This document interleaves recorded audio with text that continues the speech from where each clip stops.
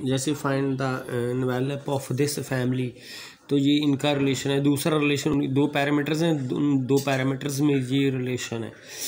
तो इसको उसके दूसरी बी को सी ए की फॉर्म में लिख लेना है, तो उसमें पुट कर देंगे तो एक पैरामीटर में ये इक्वेशन बन जाएगी। तो पिछला फार्मूला है कि एक पैरामीटर रह गया, ए के साथ हमने यहाँ ए लिखना है, ए के साथ इसको हमने डेरिवेटिव कर देना है। अब पिछला फार्मूला लग जाएगा। अब ए के साथ डेरिवेटिव करना है तो एक्स वाई को कांस्टेंट मानना है, सी तो पहले ही कांस्टेंट है, पार्शियल डेरिवेटिव कर लेने हैं। यहाँ से हमने क्या करना है, ए और ए को हमने एलिमिनेट कर देना है। तो यहाँ से ये वैल्यू आ जाएगी, सॉल्व करके हमारे पास ए की वैल्यू आ जाएगी, तो सी माइनस ए की वैल्यू ये आ जाएगी। तो इनकी वैल्यूज़ को हम यहाँ इसमें पुट कर देंगे तो ए भी एलिमिनेट हो जाएगा। ठीक है, ए क्लियरली एलिमिनेट हो जाएगा। ये एक फार्मूला है, आप अपने हिसाब से भी एलिमिनेट कर सकते हैं। इसी तरह ये वाला क्वेश्चन करना है हमने। ठीक है, centre of curvature, find the coordinates of the centre of curvature of any point P of this curve. ये कोई कर्व दी हुई है, हमने सेंटर ऑफ कर्वेचर है ये, इसके कोऑर्डिनेट्स एक्स बार वाई बार फाइंड करने हैं। ठीक है, कोई पॉइंट ले लेंगे पी, तो उसके बाद जो सेंटर ऑफ कर्वेचर है, जो ये टेंजेंट है उस पर, ये उस पर नॉर्मल है, नॉर्मल पे लाई करता है सी एक्स बार वाई बार, और ये डिस्टेंस है पी से इसका रो। नॉर्मल की इक्वेशंस लिख लेनी है, passing through the point X Y. ठीक है, तो ये नॉर्मल की इक्वेशंस होती है, ये हमें याद रखनी है। Any point on this normal आएगा, ये फाई एंगल है। ठीक है, कोस ये वाली आपने याद रखनी है, ये टोटल एंगल कितना बनाता है, जो नॉर्मल कितना एंगल बनाता है, साई प्लस 90 का एंगल। ठीक है, तो इस हिसाब से हमने ये लिखना है। तो एनी पॉइंट कैसे लिखते हैं, नॉर्मल पे, इस नॉर्मल पे कोई भी पॉइंट ये लाइन है ना, कोई भी पॉइंट होगा, अगर आर की वैल्यू के हिसाब से होगा, जो आर पुट करेंगे ये आ जाएगा, ये आ जाएगा, ऐसे ऐसे पॉइंट आते जाएंगे।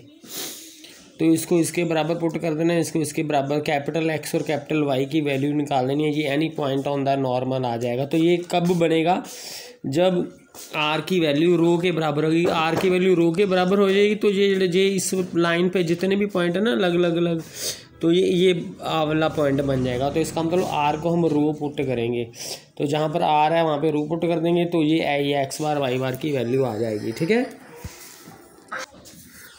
उसके बाद रो की वैल्यू हमें पता है ये होती है, रेडियस ऑफ कर्वेचर होता है जो। ठीक है, इसकी वैल्यू ये होती है, याद रखनी है। साइन साई की वैल्यू भी याद रखनी है, कोस आई की वैल्यू भी याद रखनी है, ये सारी रिजल्ट याद रखने हैं। तो एक्स बार में रो की वैल्यू भी पुट कर देनी है, साइन साई की वैल्यू भी पुट कर देनी है, तो एक्स बार की वैल्यू ये आ जाएगी। ये आपने याद रखनी है कि जो एक्स बार की वैल्यू होती है ये होती है जब क्वेश्चंस हमने करने हैं। इसी तरह वाई बार की वैल्यू में भी कॉस की वैल्यू पुट कर देनी है और रो की वैल्यू पुट कर देनी है। तो सॉल्व करके ये वैल्यू हमने याद रखनी है वाई बार की। तो ये वाले जो पॉइंट्स आ जाएंगे कर्वेचर के आ जाएंगे। उसके बाद equation of the circle of curvature होती है कि ये सेंटर होता है और ये रेडियस होता है। ठीक है, ये जो सर्कल बनेगा इसमें ये सेंटर का काम करेगा, ये रेडियस का काम करेगा। तो ये हम इक्वेशन लिखेंगे सर्कल ऑफ कर्वेचर की, this is the centre and this is the radius of the curvature equation. उसके बाद हमारे पास एवल्यूट होता है, locus of the centre of curvature is called its evaluate, और जो कर्व होती है उसको हम इनवल्यूट कहते हैं। तो ये इसका प्रूफ आपने बुक में से पढ़ लेना है। Evaluate of the curve is the envelope of its normals. इसके बाद ये प्रॉपर्टीज़ हैं, इनको भी आपने प्रूफ बुक्स में पढ़ लेने हैं। उसके बाद हमारे पास ये क्वेश्चन है, find the centre of curvature at any point of this ellipse, और इसका एवल्यूट भी हमने फाइंड करना है। तो जैसे ये एलिप्स गिवन है हमारा, इसको हमने डिफरेंशिएट कर देना है। ठीक है, क्योंकि डिफरेंशिएट कर देना है, फर्स्ट डेरिवेटिव निकाल लिया, सेकंड डेरिवेटिव निकाल लिया, तो ये फर्स्ट डेरिवेटिव की यहाँ पे वैल्यू पुट कर दी, ऐसे करके हमने सॉल्व कर लेना है। तो कोऑर्डिनेट्स, ये फार्मूला हमारे पास एक्स बार का ये फार्मूला है, तो उसमें ये हमने जो डेरिवेटिव्स निकाले हैं उनकी वैल्यूज़ पुट कर देनी है, सॉल्व करके एक्स बार की वैल्यू आ जाएगी। इसी तरह वाई बार का ये फार्मूला है, ठीक है। तो इसमें भी ये डेरिवेटिव्स की वैल्यूज़ पुट कर देनी है, तो वाई बार की हमारे पास वैल्यू आ जाएगी। उसके बाद ये हमारे पास सेंटर ऑफ कर्वेचर आ जाएगा। अब हमने क्या फाइंड करना है, एवोल्यूट फाइंड करना है। तो एवोल्यूट क्या होता है, जो लोकस होता है एक्स बार वाई बार का, तो ए एक्स बार, ये इक्वेशन आएगी जहाँ से हमने एक्स बार की वैल्यू फाइंड की है, ये एक्स बार की वैल्यू फाइंड की यहाँ से आ जाएगी। दूसरी इक्वेशन हमारी यहाँ से आ जाएगी।